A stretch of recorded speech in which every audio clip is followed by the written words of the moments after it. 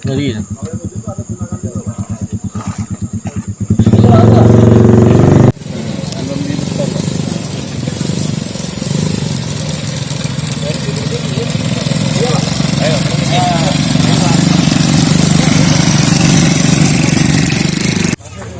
Oh jadi di ujung yang dalam Pak.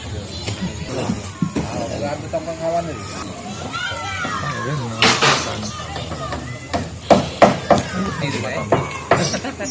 Sudah balik kita Pak. Warga Desa Pandan, Kecamatan Tanah Abang, Kabupaten Penukal Abab, Lematang Ilir. siapa nama kita? Nama saya Sutrayono. Tahu ini jembatan apa ini dibangun? Ini jembatan penyeberangan yang jelasnya Pak. Yo.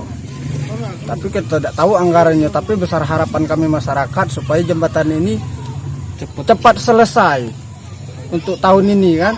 Karena jembatan ini otomatis sangat berguna untuk masyarakat Dusun Pandan. Karena di seberang situ itu ada pemakaman umum. Akses ke Kota Prabu Muli paling 30 menit dari tempat kita ini Pak. Nah, jadi tolongnya lah.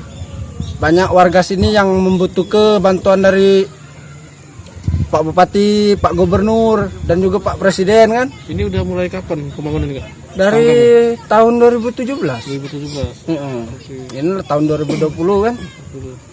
Jadi tolong lian kalau pacak jembatan ini diselesaikan lah Pak. Sebelumnya sementara ini pakai apa kita nyebrang? Sama ada jembatannya. sebelum ini pokoknya selama ini pakai perahu ini lah. Perahu ini bawa mayat, bawa uang nak ke kebun pokoknya pakai perahu akses di sini. Nyebrang. Makam ke mayat di situ ya. Kalau ada mayat yang ada yang meninggal, lebih jauh. Lebih jauh kalau memang muter kali ya. Dekat ini kan. Dari Modong. Muter ke Talang Nangko, pacak ke sini. Kabupaten Moret Bali kan sejak awal sudah melaksanakan hasil rekomendasi LKPJ tahun 2019 sudah menyampaikan bahwa agar kiranya kepada pemerintah Kabupaten Bali agar kiranya dapat membuat pengawasan.